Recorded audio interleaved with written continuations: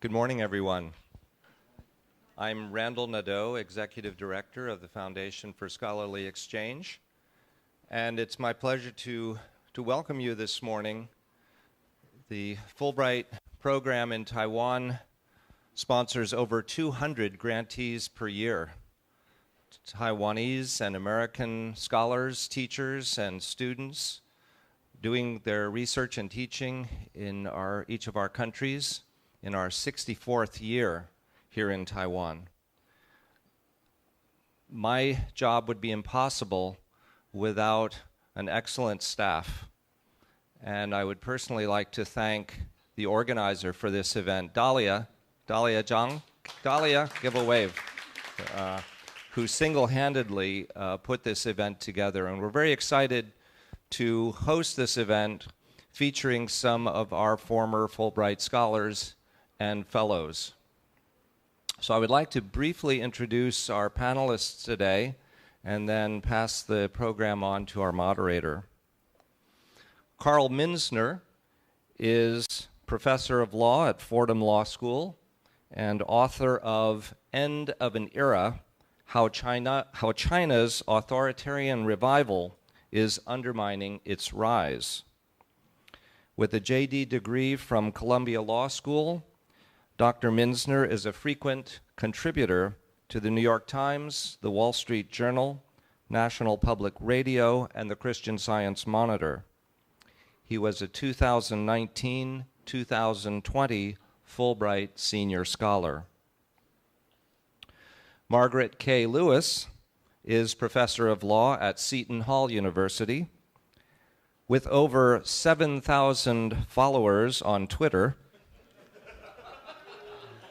and I count myself as one of them, she has published extensively on human rights law, legal systems of Taiwan and China. She is a graduate of NYU School of Law and was a 2017-2018 Fulbright Senior Scholar in Taiwan. Lev Nachman is a PhD candidate in political science at the University of California at Irvine and a 2019-2020 Fulbright Graduate Student Fellow. He is examining how the Sunflower Movement in Taiwan and the Umbrella Movement in Hong Kong transformed local politics. Our moderator today is Dr. Huang Huibo from the Department of Diplomacy at National Zhengzhi University. As a Fulbright Senior Scholar housed at the Brookings Institution in Washington, D.C. in 2008-2009, Professor Huang is an expert in cross-straits relations and national security issues in Taiwan.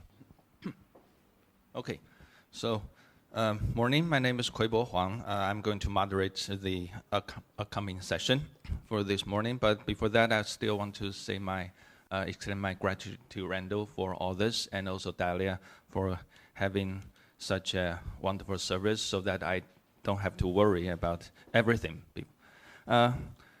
This is a very timely topic, and in Taiwan, I think we also feel very concerned about the possible changes in the new U.S. administration, especially its policy towards the Taiwan Strait. Let me say that at least in my field, international relations or political science, we usually have three different schools of thought on uncertainties. One school of thought is that, nothing will change. Everything will remain the same. And the second school of thought is, yes, I think there will be some change. I don't know whether or not that will be big or small, but I will see some changes. And the last but not least school is that there will be dramatic change. So, we always have no idea which school will have more persuasive power because, we are facing a huge uncertainty, not only a new president, but a changing U.S. political system vis-a-vis the political system in China and political system in Taiwan. So what I mean that actually when we are studying U.S.-Taiwan mainland China relations, we are facing a micro-macro linkage That is, you have to look at the external environment that challenges or affects U.S., mainland China, Taiwan, while you have to take into account these micro-level factors, including political parties, domestic politics, or even individuals, especially those top leaders. So that's why I always don't have fixed answers to my students' questions. That's easy to be an IR professor, because I really have no idea, and I don't want to be, to be known as, oh, that professor said something so stupid 10 years ago. And I don't want to be like that kind of professor. So today I don't know whether or not the three panelists will be on the same school of thought, or they will have different thoughts on the impact of U.S. presidential election on Taiwan, U.S., mainland China relations. We'll see. But I know there are a lot of people in Taiwan who feel disappointed at Trump's loss. It's election, so someone wins, someone loses. But I think the new Biden administration will have some huge, I will say the new administration is going to demonstrate a little bit different attitude towards its policy towards Taiwan. That is, I will belong to the second school of thought. There will be some changes, but that won't be huge. The reason is simple, because based on the past record of President-elect Biden, he's not like President Trump on a lot of issues related to Taiwan. And I would say he's relatively more conservative. He's relatively more defensive. But who knows, because of this new external environment, Biden will be affected as well, despite the fact that he's the leader of the United States, the strongest country in the world. So we'll see what the three panelists are going to talk about in relation to today's topics, how the election outcome affects U.S.-Taiwan relations in the coming 4 years. I think that's very important. So without further ado, and with the consent of the three panelists, Nev is going first to talk about his observation on the topic. So Nev, you have 15 minutes, please. Thank you very much. Good morning, everyone. I'll also start by thanking Fulbright very much, and especially Dahlia for organizing the event and for putting up with my slow response time to emails. I'm a grad student, so I'm still learning how to be forgetful at responding to emails, but I like to think I'm getting pretty good at it. So we're going to each speak for about 10 minutes, I think, so that we can get to more discussion and Q&A. And I'm going to touch on some of the more Taiwan side of what we might expect under the Biden administration. And I'm going to try to offer some reasons to be optimistic, because I was here for the entire U.S. election in Taiwan, and like many people here, I think we saw a lot more hope for a Trump administration to continue. And when Biden won, there was a certain air of disappointment.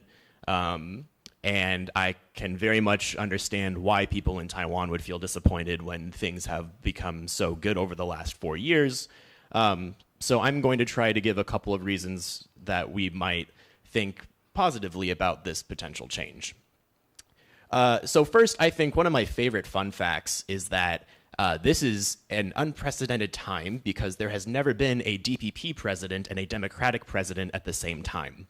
By sheer circumstance, it has always been when there is a Democratic president, there is a KMT president. When there's a Republican president, there's a DPP president. And this is the first time that we're going to have a change where Tsai Ing-wen will be in office and Biden will be in office.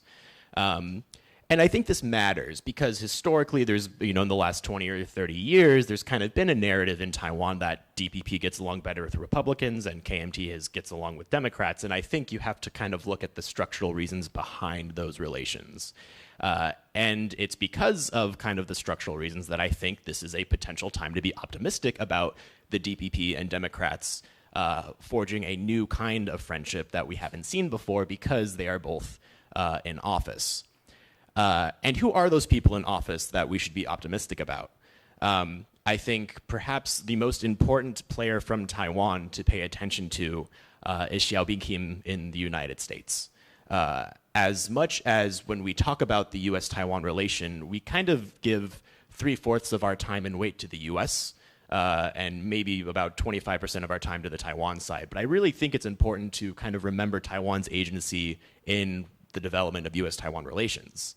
And who is the one that's going to be pushing that relationship for the next few years is Xiaobin Kim, who has already been a major force in Washington since she began.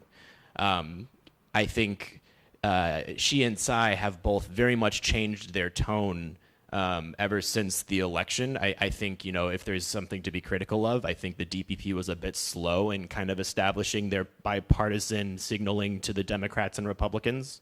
But I think ever since the election, Tsai and Xiao have done an excellent job of reminding everyone, both domestically and abroad, that the U.S.-Taiwan relations are important regardless of who is in the White House, and that the DPP will work with whoever is in office in order to make sure that U.S.-Taiwan relations remain strong. And I think it's this new change in tone from the DPP that, again, gives me a cautious level of optimism.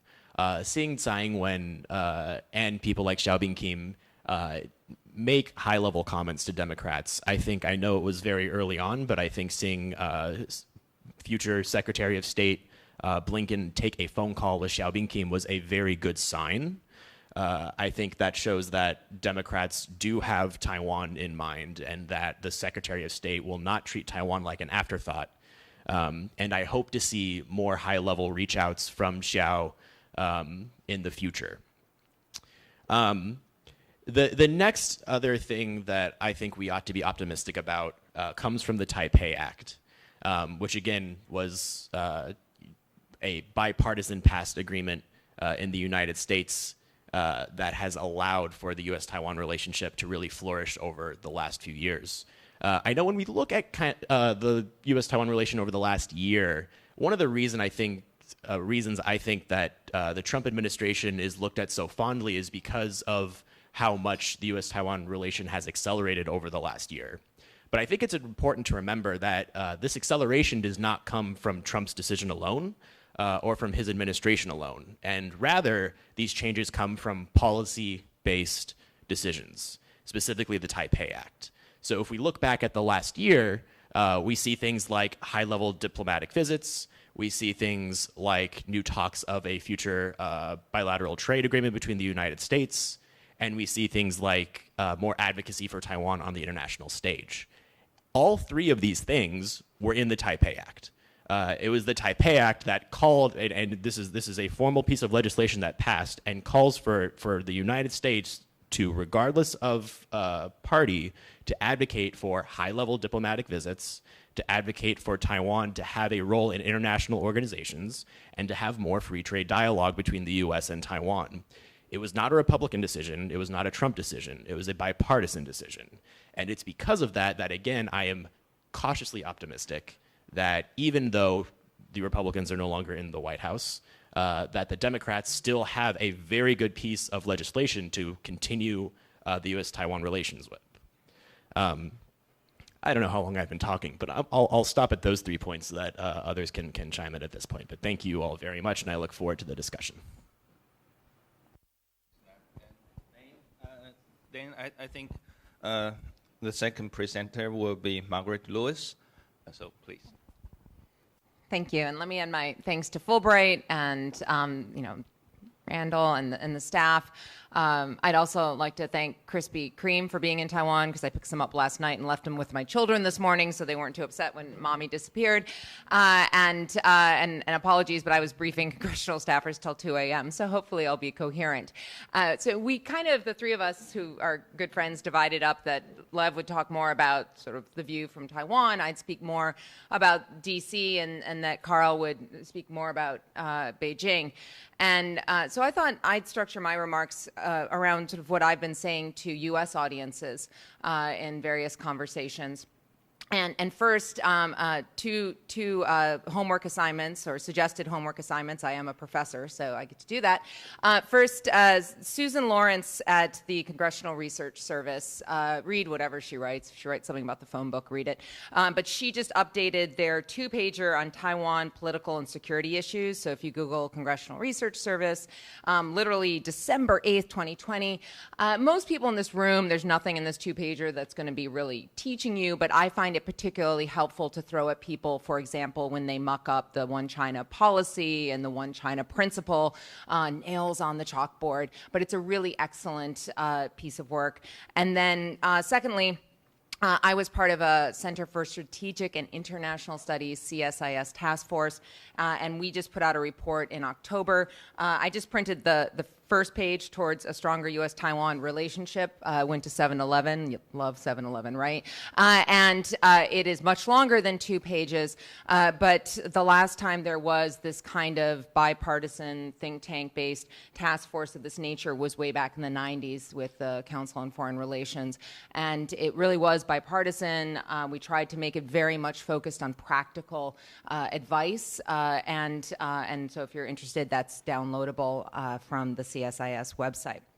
So what points do I want to make? So first, I think it's really important that Americans understand better just how phenomenal of a job Taiwan has done tackling COVID. I was here in January briefly for the election, which I can't believe is the same year. It feels so long ago in a galaxy far, far away. And then I went back to the States, and I didn't come back till July. So I experienced several months in New Jersey, home with my lovely children, homeschooling them, and the fear and the sense of you didn't leave the house without masks and slathering yourself with Purell, and the U.S. is a mess. And I feel greatly, and I hope that everyone who has friends and relatives there, that they are okay.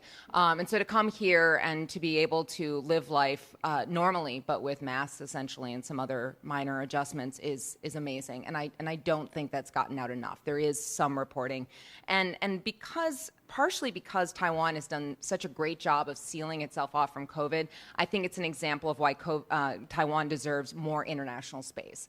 I mean, if there was ever a time to say that Taiwan should be back having some sort of seat in the World Health Assembly, it is now. And I really encourage people, when I talk to people in D.C. in particular, that there needs to be strong, consistent voice that Taiwan needs to be, to the extent possible, given the unusual status of this place, in international fora and multinational fora as much as possible. So to that end, if the Biden administration does have a summit for democracy, of democracies, I don't know, some kind of summit and democracy, the phrasing shifts a little bit, I would be extremely disappointed if Taiwan did not have some kind of role in that.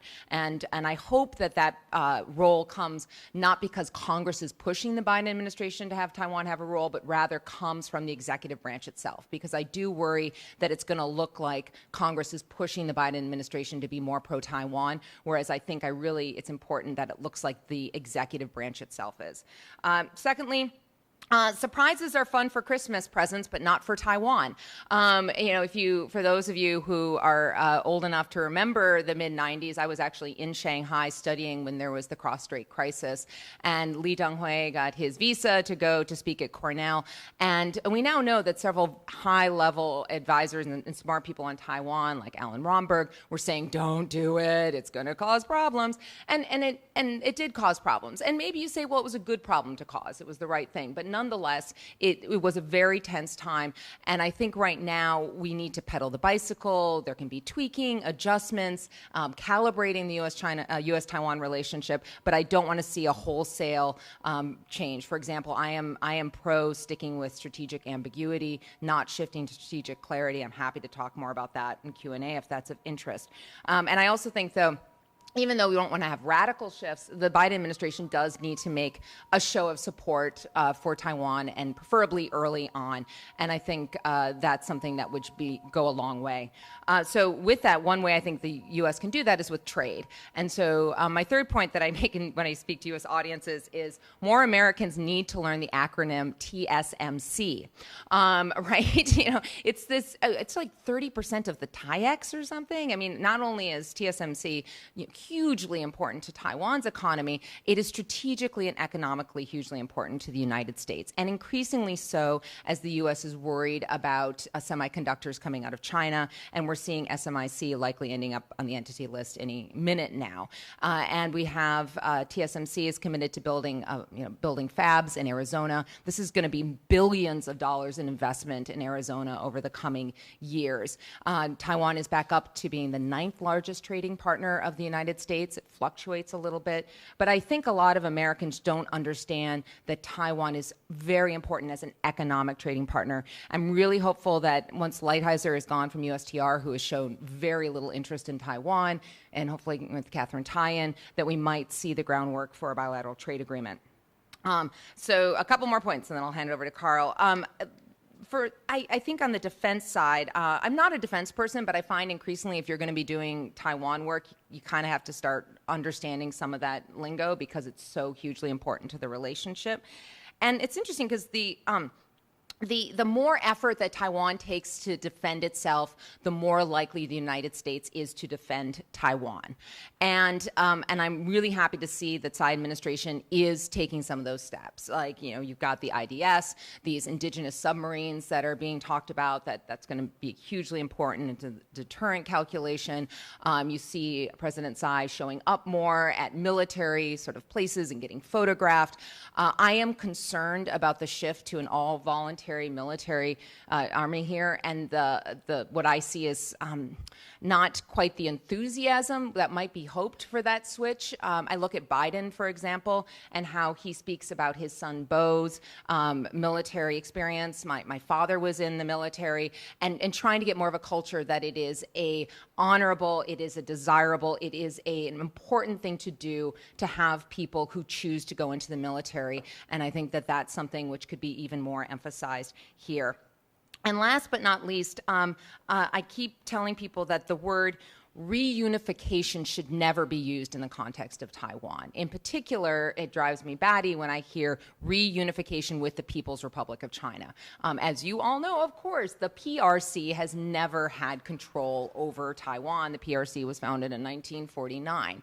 We can talk about some broader conception of China and what that means, and that gets really interesting historically. What does reunification mean with a concept of China that goes back to the Qing dynasty? I always find it interesting when it's Double 10 Day here because the Wuchang uprising in Wuhan had nothing to do with Taiwan, right? And historical connections. But I encourage U.S. audiences to use unification. You can use that, or annexation, but certainly reunification, I think, paints a picture that somehow Taiwan is this renegade, wayward, whatever, and Bill Foreman can tell us more about why actually Beijing doesn't even use renegade province. I also think language, so we need to think about our language. And two other is, and Lev and I have talked about this, pro-independence is a phrase that bothers me. And we're living in an independent place. There's nothing in my life here that I feel like I'm under the thumb of Beijing. And I have lived in China. This is, it's not that we're not independent. Taiwan is not independent and it's trying to be independent. Rather, I think that the better phrasing is that there are people that are pro-sovereignty under the official name of Taiwan. And when U.S. audiences hear pro-independence, it makes it sound like somehow this is a repressed colony or there's something about it that isn't living in a free way. So I think we need to think more carefully about what are people asking for and how we phrase that. And finally, there's been a tendency, especially as Hong Kong has taken greater just prominence in the debate in the U.S., to speak of Taiwan and Hong Kong in the same breath. And sometimes even, and there was a recent article in a well-known journal that had sort of Hong Kong, Taiwan, Xinjiang, Tibet, or something. And no, we need to disaggregate these issues. And sure, there's important lessons for what's happening in Hong Kong for Taiwan, but they're very different situations. It is widely agreed that Hong Kong is a part of the PRC under a particular status that is not being respected, but it is very different in the relationship between Hong Kong vis-a-vis Beijing than Taiwan. And I worry sometimes when those issues get conflated that it diminishes Taiwan's agency and it makes it sound like there's an equivalence. And so I'd be careful about falling into those sort of narrative traps that I think actually encourage and feed into some of the preferred language of Beijing. So with that, I will stop and hand it over, since I ended on Beijing, and to Carl. Well, thank you very much. Thanks to both Lev, to Maggie, and then also to Randall and to Kwaibo as well for putting together this event. And thank you to Dahlia for being the organizer. I feel like I'm perhaps the least qualified person at this panel because I actually specialize primarily in the People's Republic of China. So I feel very fortunate this year to have been in Taiwan. I happen to have been first come to Taiwan 25 years ago for my first stint, but my whole professional career really has been in the People's Republic of China. I do domestic Chinese politics. I don't specialize in U.S. foreign policy nor cross-strait relations. So what I can try to do is sort of offer some comments on trends within the PRC and what they might mean for Taiwan as well as for U.S. foreign policy. And of course, the big overview, which of course will be very familiar for most of you, is that since the early 2000s, China has steadily departed from the reform era, from the policies of 改革开放. These trends have become even more pronounced since Xi Jinping came to power in 2012. Ideologically, China is closing up. Economically, it is slowing down. And politically, the partially institutionalized norms of the reform era, collective leadership, regular turnover in the leadership ranks, avoidance of a cult of personality, things that we've been familiar with in China since 1978, have all begun to give way. I'm going to flag at least 3 specific developments over the last year that are an extension of these trends, and then sort of speculate about what they might mean for Taiwan. The first thing, and this, again, is if you really pay attention to Chinese politics, this is the type of thing we get into the weeds about, is, Xi Jinping in 2018 made 习近平新时代中国特色社会主义思想 part of the party charter. And you're kind of like, if you're in Taiwan, like, yeah, what does that mean? That's just another slogan that they throw in there. But this was very important because this was Xi Jinping putting his stamp on a political slogan that went into the party charter and that is now being regularly, it's the new era in sort of, Chinese socialism with Chinese characteristics, Xi Jinping thought, that has been stuck into the party charter. And it's a long, laden phrase. It's repeated ad nauseum since 2018. Within the last year, there's been a notable shift. One of the things that's happening is that phrase is getting changed slightly. What you're starting to see within the last couple months is 习近平法治思想, 习近平外交思想, and that's, Xi Jinping thought on rule of law, Xi Jinping thought on foreign policy. And so what was this really long phrase is starting to get shortened in discrete areas, economic policy. What's happening is it's getting closer and closer to Xi Jinping 思想. And you're like, why does that matter? Why it matters is because if you think about Mao Zedong 思想, if you think about the way ideological formulations operated in a much earlier generation than many of you before you were born, that has real ramifications for China because it starts to take Xi Jinping's role in an ideological formulation closer and closer back to Mao. And that's one of the things that I see taking place, is that you're beginning to start to see Xi Jinping edging closer and closer to, can I get myself in the status that Mao once occupied? The second trend is what I would phrase as a turn against private entrepreneurs. There's been new emphasis inside China itself on the need for, Xi Jinping himself said it at a conference over the summer, 希望那个企业家要增强他们的爱国意识, will have to increase your patriotic sentiment. Starting to make references to figures like Rong Yiren and other figures from the 1950s, private entrepreneurs who were sort of allied with the party, but then ended up turning over their private assets to the government itself. And then you start thinking about things that happened to Ma Yun, sort of the head of Alibaba, the halting of the listing of Ant Financial in November after some of the comments that Ma Yun made in October. The short on this is that I think this is now where this trend on the part of Xi Jinping of expanding party and personal power is now starting to bump up against the private sector. And I think probably what you're going to begin to see is the private entrepreneurs in China begin to come under more and more pressure. And for those of you who do history, think back to the 1950s. I don't exactly know where this goes, but I think this is where the party control begins to start to grip tightens more and more on the private sector. The third trend is the crushing of Hong Kong. And that, of course, is something you guys are all familiar with. The arrest of Jimmy Lai, the national security law, the arrest of the alleged co-members. This is Hong Kong beginning to be dismantled. Now, what are the implications of these for Taiwan? I'll point out a couple. The first, very worrisome, particularly the Hong Kong. Now, oftentimes when people think about the risks for Taiwan, you're counting up the number of overflights that PRC jets are doing. You're looking at military exercises. And I hate to be utterly blunt here, but if I think about from Beijing's perspective, if Beijing was thinking about military confrontation with Taiwan and was thinking about invasion, it's not just a question of attacking, it's a question of occupying. If you're thinking of occupying, you have to think about what happens after you invade. And in that, if you're thinking from Beijing's point of view, you're also thinking, what do you do with an island of 23 million that's been operating under a democratic system for decades outside of our control? How do we control it afterwards? How would we dismantle it? How would we bring it to heel?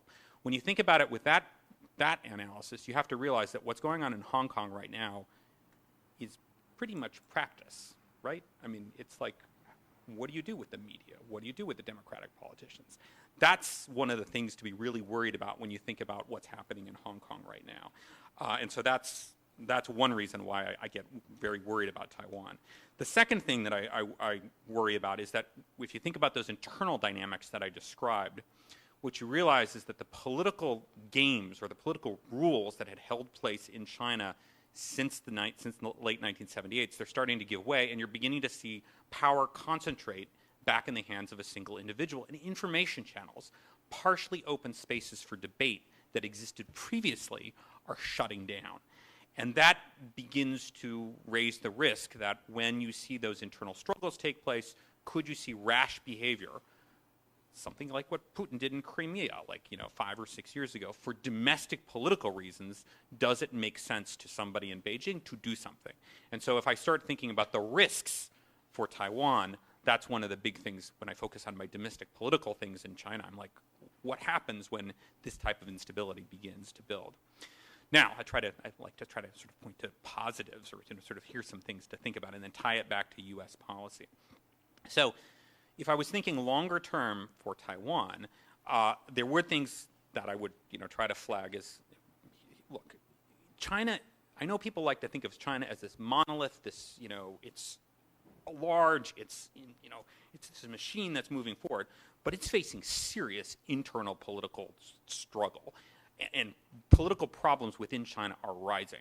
If you think about the things that I just described, and you think about how they have resonance with the 1950s and 1960s, that gives you an idea of where I come down on what's facing China. I think the risk of them having real internal issues is big. I also think, this is another talk that I'd done for Randall a while ago, was demographic shifts. I mean, they're in the position right now of replicating the types of the aging that you guys in Taiwan, that Taiwan is currently going through. And so this is not a recipe for China is always going to just be this huge threat that it's irresistible. I mean, they've got real problems on their own. And so now to try to tie it back to U.S. policy. Kwaiboa mentioned that for lots of people in Taiwan, they look at Trump as kind of, hey, he's great, he's saying all this great stuff for us, and are worried about Biden. I would echo some of the points that Maggie made about Christmas surprises are great, except in politics and cross-strait relations. If you think about some of the things that I was just describing, I think what Taiwan really wants is a partner in the United States that can help them think through, not just the United States, but a range of other countries as well, that can kind of help them think through over an extended period of time, how do we draft and come up with a collective policy that allows us to respond to precisely these types of challenges that are going to be developing 90 miles on the other side of the straits from us. And so I'll stop there and open to questions. Sorry for going long. Okay, thank you very much for all your presentations. I think we have looked at this important topic from a lot of different perspectives.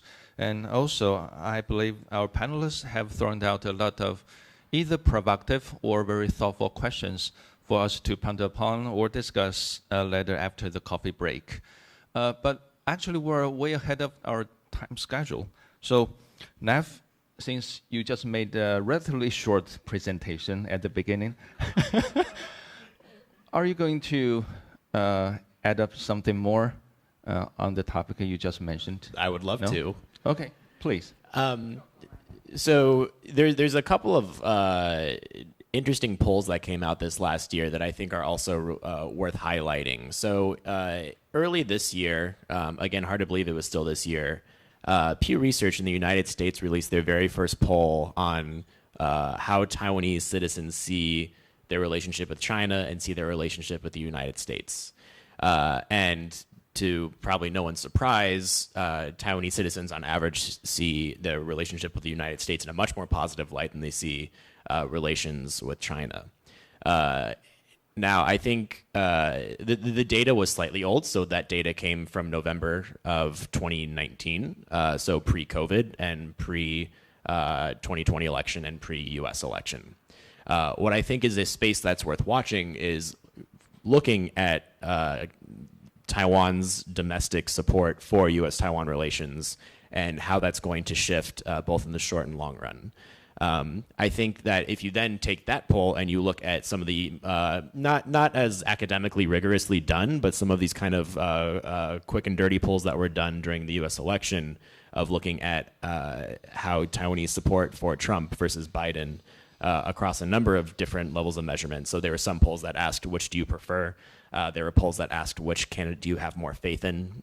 So interestingly, polls showed that Taiwanese preferred Trump, but when asked, who do you have more faith in, Biden was still higher than Trump. So the specific phrase was, 你对谁有比较有信任感? And they still said Biden. Which, you know, again, cautious optimism that in Taiwan people have some awareness that even though Trump was good, that it might not necessarily be your best friend for life. But I think it's worth keeping our eyes on domestic polls in Taiwan because, one, it's important to know how Taiwanese people feel about these issues.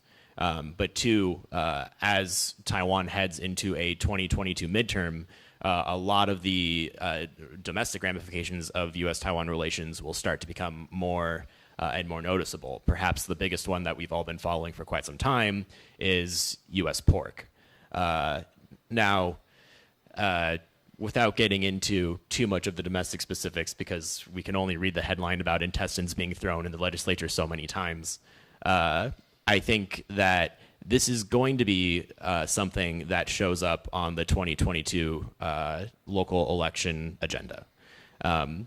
And something that I think is very important for everyone to remember, Tsai Ing-wen is incredibly popular right now in an unprecedented way. I think if we look back to the 2018 midterm when she was under 30% approval rating and the DPP was dying from their embarrassing results in the midterm, to today where Tsai Ing-wen is a total rock star and is like one of the most celebrated politicians in the world, that was less than 2 years.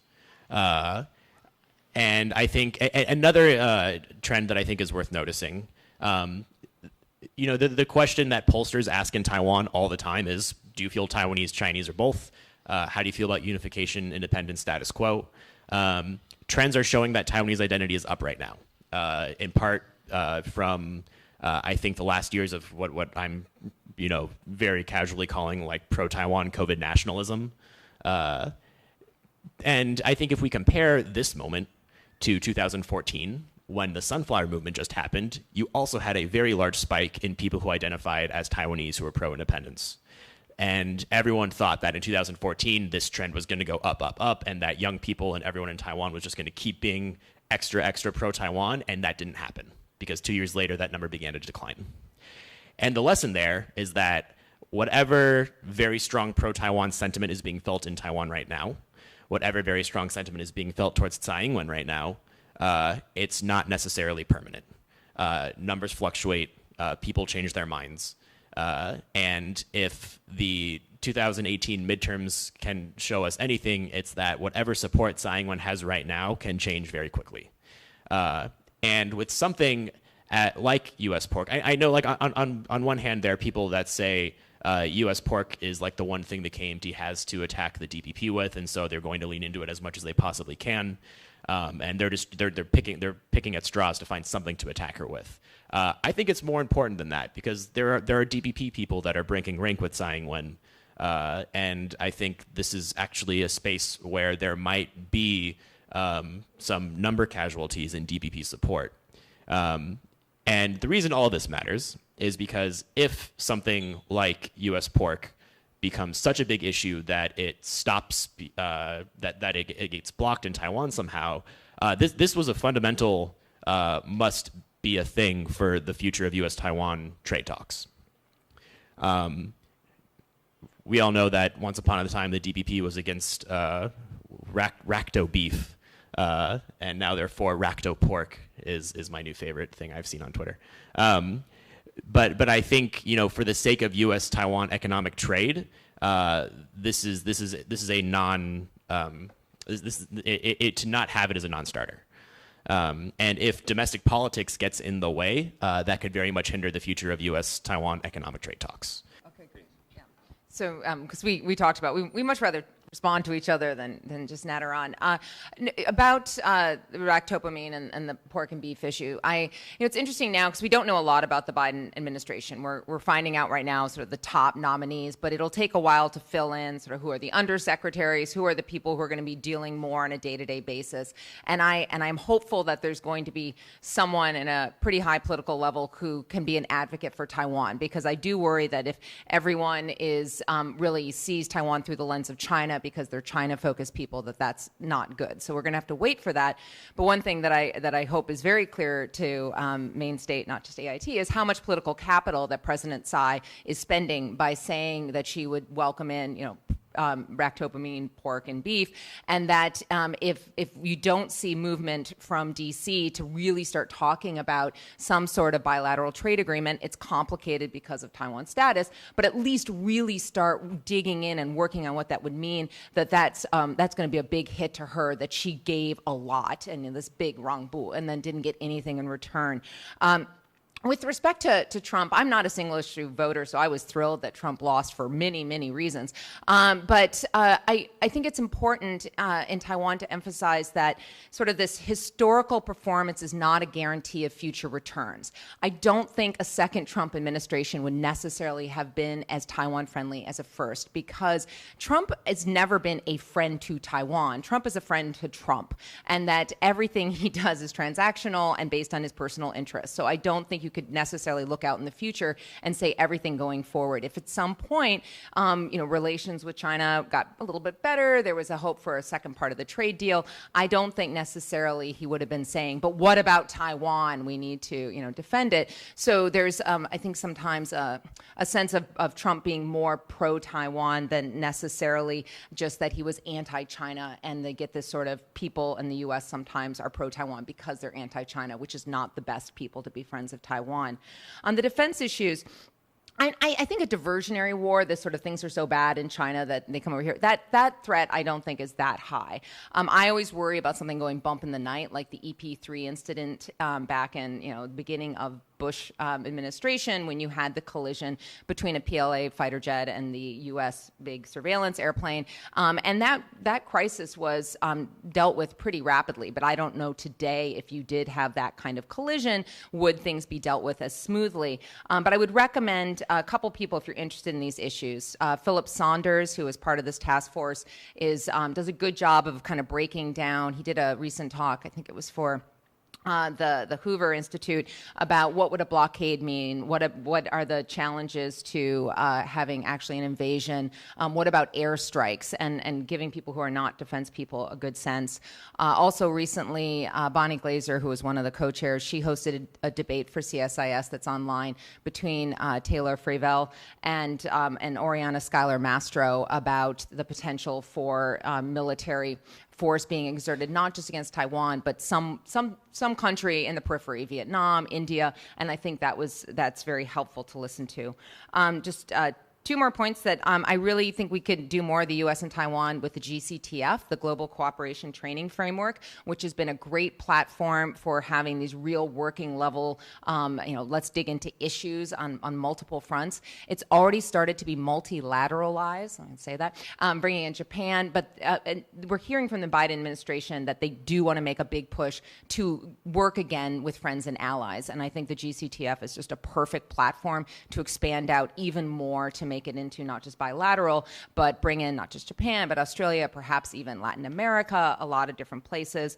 And last but not least, because we're, Christmas, I gotta say, my Christmas wish, I put this on Twitter, is I would love to see I know it won't be immediately, but not too long into the Biden administration, I'd love to see Pete Buttigieg come over, because as Secretary of Transportation, there is precedent. In 2000, at the end of the Clinton administration, you had Rodney Slater, who was the Secretary of Transportation, come visit Taiwan. So there wouldn't be an escalation over anything that hasn't been done historically. Pete could go and see the trains in Japan that are great, hop over here, see the trains that are great. Maybe the Acela, the Amtrak fast train, could go more than 50 miles an hour in the United States, and it would be a great PR. So that's my personal, if I could have any high-level visit, who would it be? I'll make one comment. This is just something I had been thinking about. To the extent that we have figures from sort of the AIT or from the Taiwanese government here, there is something that it's been on my mind that. So one of the trends that I see taking place within the United States, particularly over the last years, of course, this has already gotten a lot of people talking about polarization of media within the United States. I think there's a trend that probably those of us who sort of do Taiwan/China stuff note is that within the U.S. political space, there's been a fusion that's taking place between certain far-right media outlets and, how to describe it, certain voices within the Chinese media diaspora that's taking place. For most people in the American, I don't think people are aware that there's far right media, et cetera, but I don't think they've realized that there's this overlap that's taking place, particularly with certain, and there's weird stuff happening in this space. So, for example, Teng Biao, who's a relatively well-known dissident that we all know, he's getting mass, protesters showing up outside his house, and it's not just him; it's lots of others. So there's something that's taking place within this space. And I suspect that particularly anyone who's sort of had, you guys have Audrey as the digital minister. I suspect there are people within Taiwan who have a lot of experience and are certainly evaluating what's taking place on Chinese language media within Taiwan, within China, probably also watching what's happening in the States too. I think this could be a very useful source of discussion to at least flag what's taking place, because I don't know what resources exist within the United States for analyzing this, but I see this kind of fusion, and they recognize just from the standpoint of the Taiwanese government, this is going to be a steering certain political currents within the United States, and figuring out what's taking place would be really useful. So I'll just leave that there as a topic that could be worth discussing. Maybe Lev has comments. Yeah, you reminded me of something else I meant to mention. So something that I think became a bit of an issue in Taiwan during the U.S. election is disinformation and false news becoming rampant in Taiwanese media. I think back to January when a lot of people who I think are probably more pro-Taiwan sovereignty were extremely critical of every news source, of every article, who wrote it, where did the funding come from, is there a pro-China slant? Media literacy seemed really high in January. And then something happened, and then suddenly we didn't care about that anymore. Because during the U.S. election, you had so many media reports being shared by the very same pro-Taiwan sovereignty people in Taiwan who would say things sourcing QAnon, or taking Steve Bannon conspiracy theories or Hunter Biden conspiracy theories and running rampant with them in Taiwan. And you still have organizations like the Epoch Times who, is a very anti-China newspaper, which gets them a lot of love in Taiwan, but they are spreading very fake, false information that is encouraging people in Taiwan to question the U.S. election results. And one of the worst things that Taiwan domestically can do for the U.S. Taiwan relationship is question the United States' democratic integrity. And when you see this kind of lower level of media literacy coming out because of the U.S. election and because of false misinformation and misleading reports from organizations like the Epoch Times, I think that is a potential domestic spot that could hurt the potential of U.S.-Taiwan relations in the future. My hope is that media literacy returns to Taiwan in the same vigorous, critical way that it was in January, and that people, instead of looking for a reason to distrust Biden, and instead of looking for a reason to distrust the election results, use the same critical lens that we did in January. I have to imagine that if the United States posted results saying that Tsai Ing-wen's victory was illegitimate, it should have been Han Kuo-yu, that people here would have been like, what are you talking about? I mean, it feels like the same way when I see Epoch Times say the results were fake and that Trump really won. But we'll stop there. All right. We have very intensive discussions on an array of issues. Time's too short. I at the beginning I thought 15 minutes. Well, would that be too long? But apparently it's been too short. So perhaps next time, Randall, we can extend it to probably 1 hour or even longer than an hour.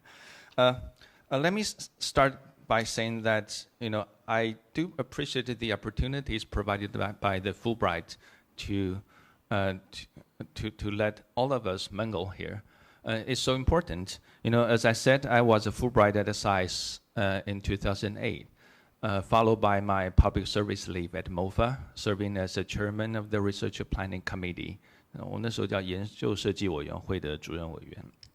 So, using my Fulbright experience, my unit created the Taiwan Fellowship.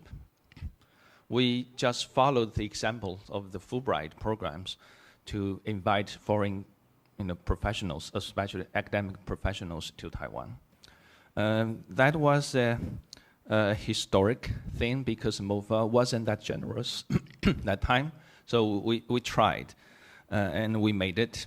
So I do think that nowadays, I think interchanges through programs like Fulbright or through even more higher level infrastructure like CGTF created in 2015 are so important for the mutual understanding between Taiwan and U.S. But I also want to mention that interchanges between U.S. and mainland China and between Taiwan and mainland China are also of great importance. So we've only focused on, say, Taiwan-U.S. interchanges. But as a private, I also encourage all of us to devote ourselves to launching a variety of programs helping, especially U.S. mainland China or Taiwan mainland China engage not only just among universities, but among different NGOs or social societal groups.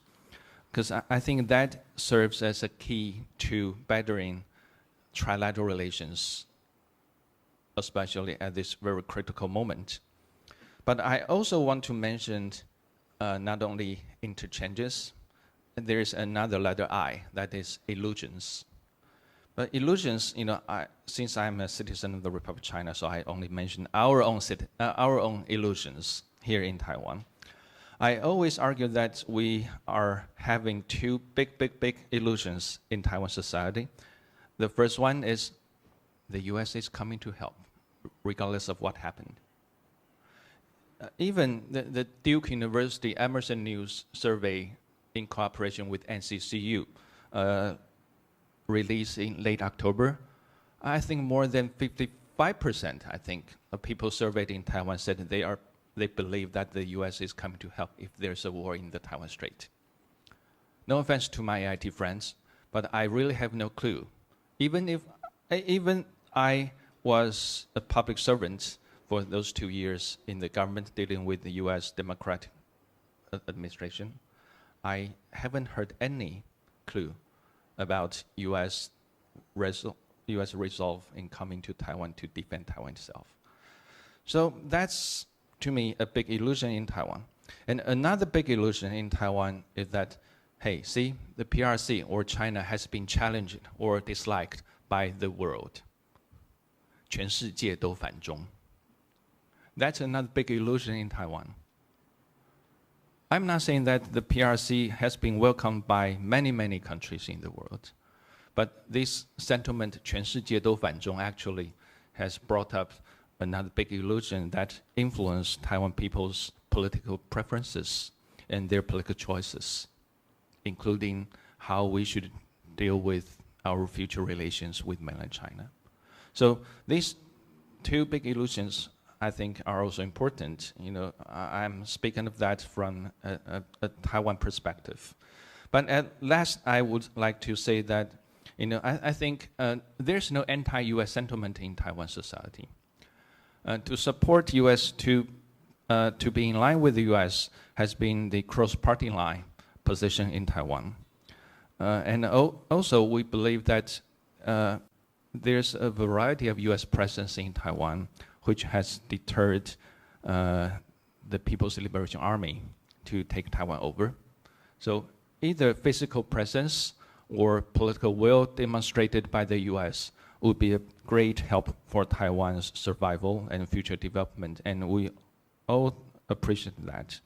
So that being said, I still want to say that, you know, this is such a big topic, changing dramatically, not only now but also in the future.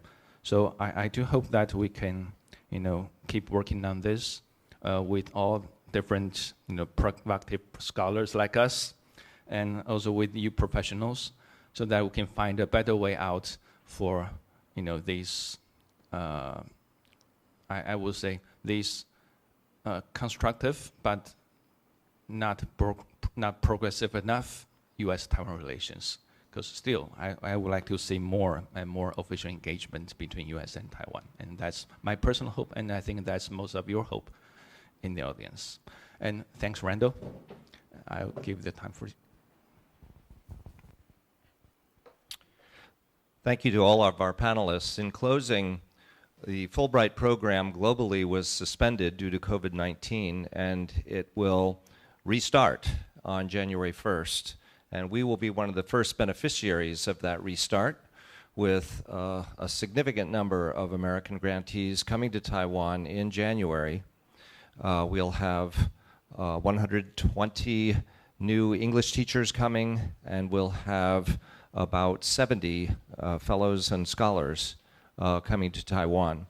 We're taking very significant precautions for them, not only their 14-day quarantine, but an additional 4 days that we're asking them to self-monitor, and a second COVID-19 test in addition to the one that they would have had before boarding their flights, to make sure that our communities are safe and comfortable and confident that our Fulbrighters are healthy and ready to teach and to study in Taiwan.